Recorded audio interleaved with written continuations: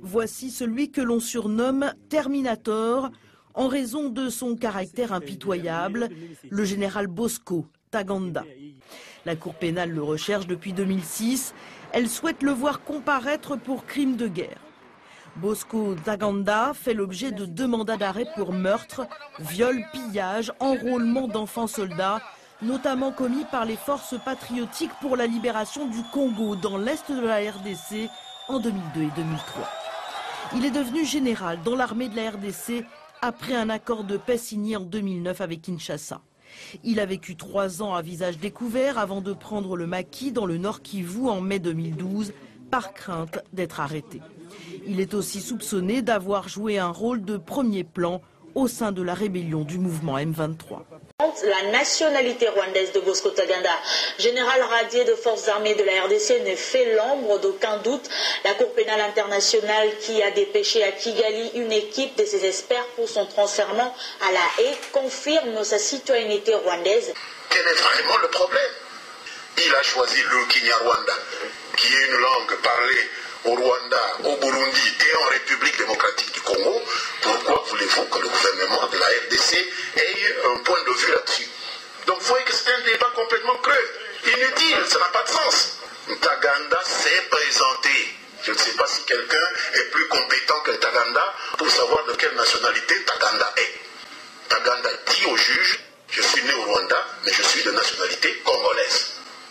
Je suis officier dans l'armée congolaise. Alors, vous voulez qu'on débatte de quoi? Donc vous voyez que c'est un débat complètement creux, inutile, ça n'a pas de sens. 2 hommes poursuivis par la justice de plusieurs pays sont au cœur de cette affaire. Le général Faustin Kayumba Nyamwasa, ancien chef d'état-major rwandais, et l'ex-chef des renseignements extérieurs Patrick Karegeya.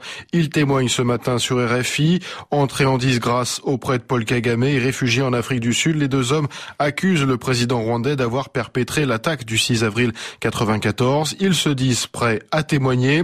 Patrick Karegeya va plus loin sur un autre dossier, celui de Bosco Ntaganda, l'ancien chef rebelle actif au Congo, est désormais entre les mains de la Cour pénale internationale. Il serait issu des rangs de l'armée rwandaise elle-même. Patrick Karegeya.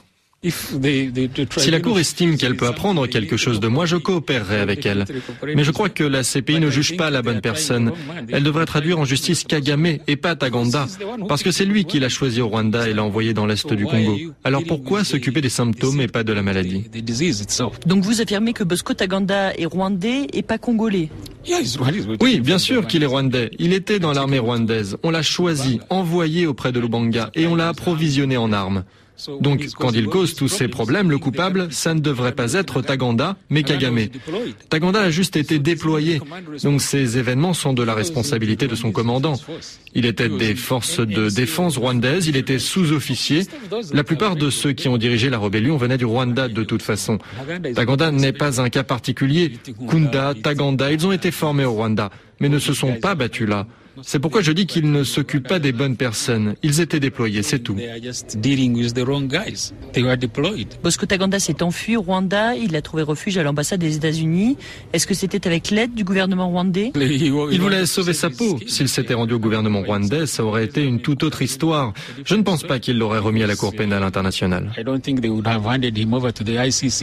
L'ex-chef des renseignements extérieurs rwandais Patrick Karegeya au micro de Sonia Rollet. Vous voyez aujourd'hui le rapport qui est en train de dire ce que nous disons depuis longtemps, ce que les combattants disent depuis longtemps, ce que les Congolais disent depuis longtemps.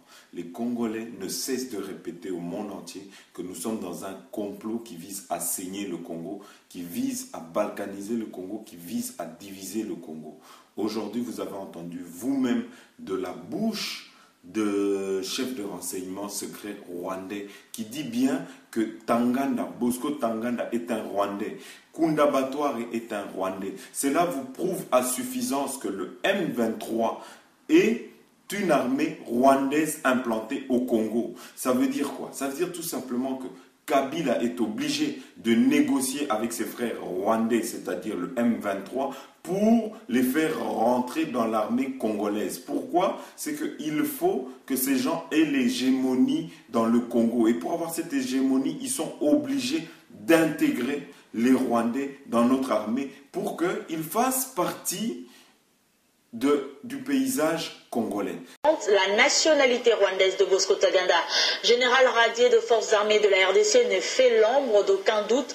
La Cour pénale internationale qui a dépêché à Kigali une équipe de ses experts pour son transfèrement à la Haye confirme sa citoyenneté rwandaise.